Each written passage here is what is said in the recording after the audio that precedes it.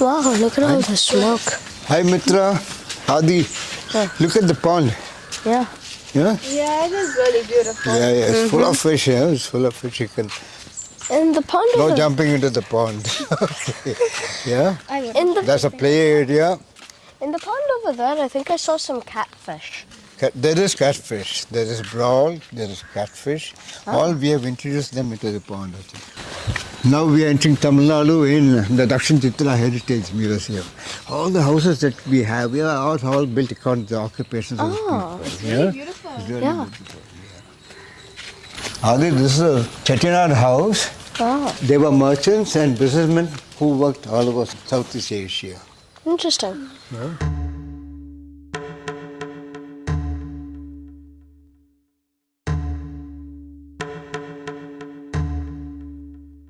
This is the back side of the Chettinad house. Oh, And now we are in the Agraharam street. And that is a Ambur house. It belonged to the Brahmins. oh.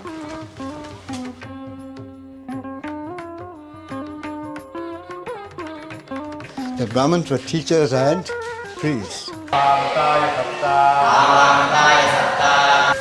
This is the Mamallapuram house. Oh.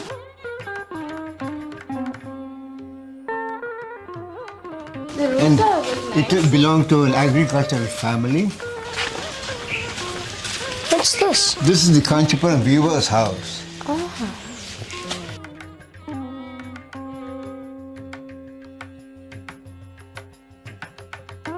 And then these two touches are the basket maker's house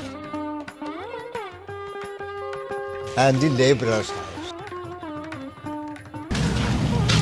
This is the potter's house in Tamil Nadu. Nice.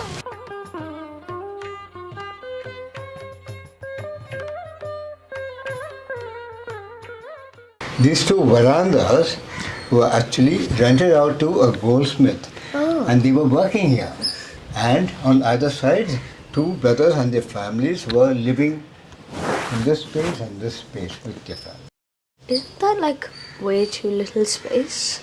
It was, but those days they liked to Sure, live they together, made it close together, and they liked that kind of thing. And you could see how the spaces here were small, but families wanted to be together. Behind the house, the potters had their workshop. In DakshinaChitra, the houses represent the building styles of different regions. They could be anywhere from 125 to 200 years old, and each represented the most prevalent building style in their respective regions. The thatch houses are only 25 years old, as the materials are fragile, and we renew the thatch every 4 or 5 years. How did people know how to build and what forms to build in? The Stapathis those days who built these houses knew all the ancient texts that dealt with building of houses. We have many ancient texts on house building, and all the head carpenters called Stapathis who planned and supervised the constructions were aware of some of them, such as the Brihat Samhita, Maya Mata, Shilpa Shastras. The Manasthala Sangralaya is the main text for Tamils. These texts are between 600 to 1200 AD, and they gave the basic floor plans and roof plans and described the rituals to be undertaken while building. Are all of these houses made out of natural materials? Yes, Aldi, those days they built with natural material which they could find within a radius of 5 to 6 kilometers, and things were transported only by bullock cart those days. Bullock carts tend to travel so slowly, maybe 5 to 6 kilometers an hour. Things were very difficult those days. Most of Tamil Nadu is semi-arid, and available materials were generally mud, clay for tiles, lime, country wood, thatch and bamboo. In many larger houses, the mud was formed into adobe bricks, which are dried but unfired bricks. Even most of Andhra Pradesh is semi-arid. Did you see the round mud and thatch house from the Andhra Pradesh coastal region?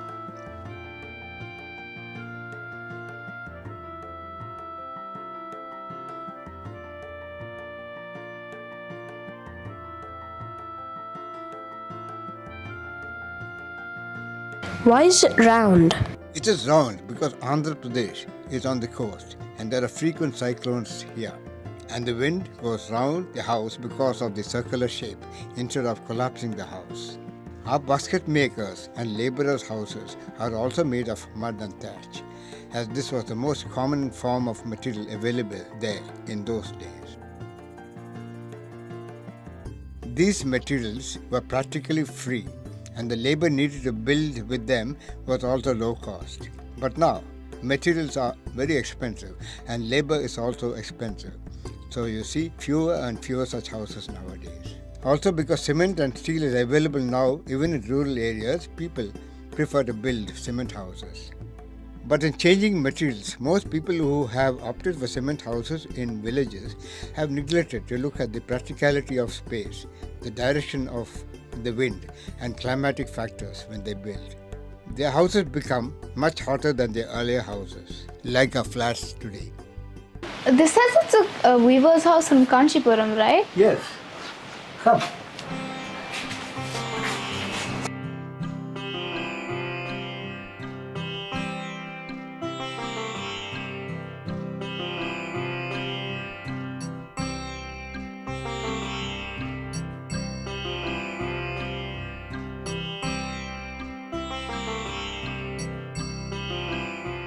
Is weaving a very common profession of the region? Yes, Asli. The weaver and the loom used to be right inside the house. Oh. If the looms are right inside the house, where do they sleep? They just roll up the warp and put it to one side and ate and slept here. And they had large open spaces in the back, and that's why they dyed the yarn and baked and everything. If the space was not long enough to stretch the 1,200 threads of the warp, weavers stretched the warp on the street. The saris were very colorful and bright, and so they painted the columns and doors also to be cheerful. This line of houses is from Ambur in Tirunelveli, and the sign says that it's the Brahmin's house.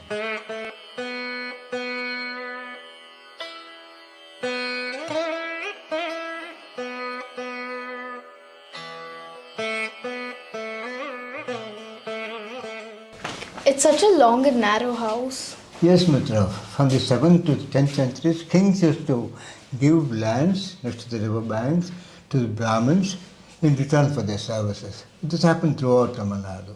The Brahmins preferred land on river banks so they could bathe before their prayers. Every region has a different style of Brahmin house. Did you notice there's no courtyard into the house? Yeah. But there's one at the back of the house. That was where they kept the cows. In the original house, we had two courtyards. One was built just after the other. But here for lack of space, we couldn't build that. Actually, most houses in Tamil Nadu and the rest of South India do not have courtyards. Only affluent houses have courtyards.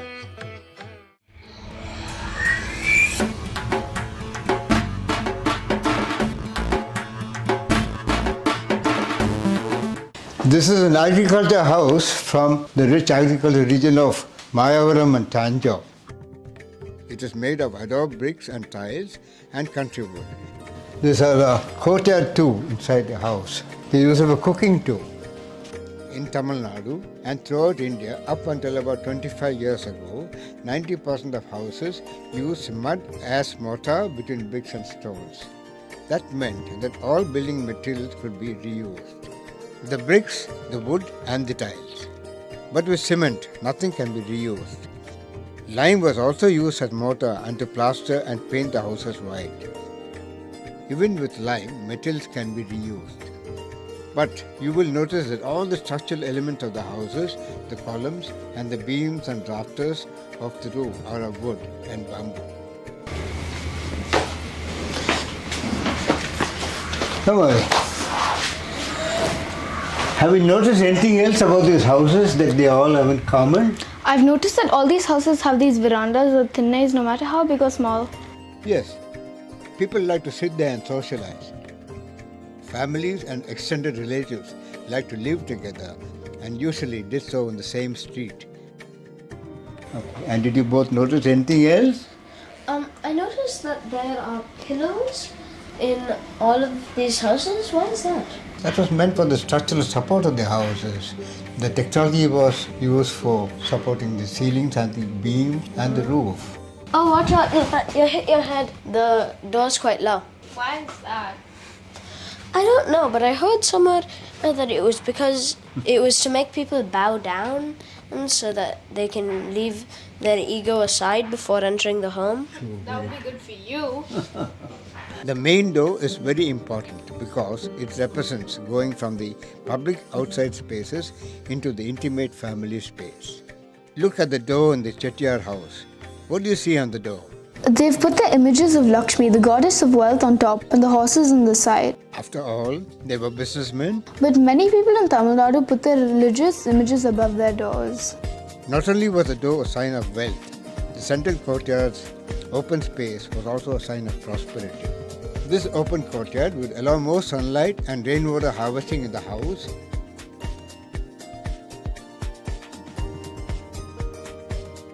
And also a space for socializing of the family, for family ceremonies and for drying agriculture produce. However, most houses did not have a courtyard. Let's go to the Kerala section now.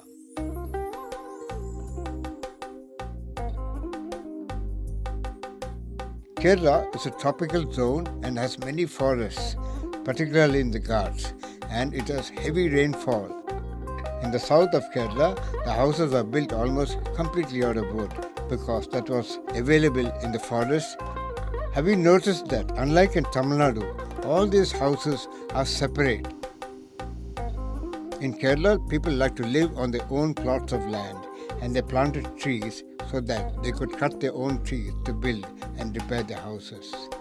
In the north of Kerala, houses were generally two-storied, like this Calicut house, because laterite was available for building. What is laterite? It is a mixture of clay and pebbles which people cut as blocks from the earth.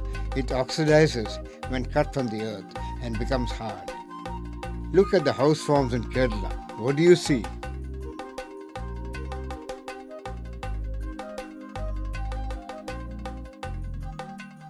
This house has circular arches. The roof is very steep and there is a carved triangle projecting on the roof. Why is that? The circular arches are a form from the West, from Great Britain, a colonial influence that was very popular at the time. The stained glass windows of the next house is also a colonial influence. Why do you think the roofs of all the houses are so steep? It's because of the rain? Yes, and that wooden triangle at the top is a gable, and it is carved with open spaces to let out the hot air and for ventilation.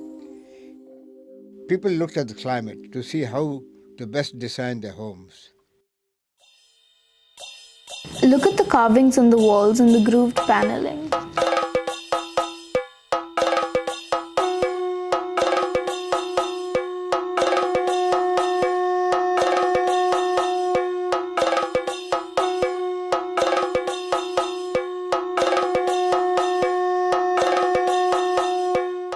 Let's now go to the Karnataka state.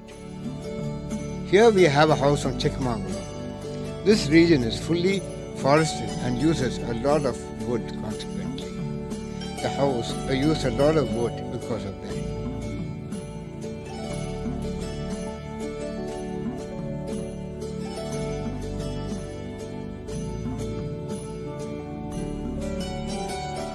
We have another house from Ilkan on the Deccan Plateau.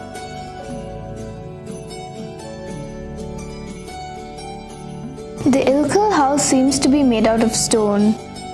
Yes, it is made of RR, random rubble granite stones. That was what was mainly available there. In the northern part of the Deccan Plateau, you had Kadapa, shale, granite and limestone. It was a rocky area, so trees were very few. The houses were built using the local materials. Have you both looked at the roof? It is flat and covered with stone slabs. On top of that, they put mud to seal any cracks. In Madras, the mud would just wash away in our heavy rains. Yes, that's true. The north of Karnataka is very dry and they had very little rain. But with climate change, they are now having trouble since they are getting more and more rain. And for them, it was important for the space within and around the house to be in tune with that. These weavers' houses have an open courtyard in front of their house with a neem tree which they worship.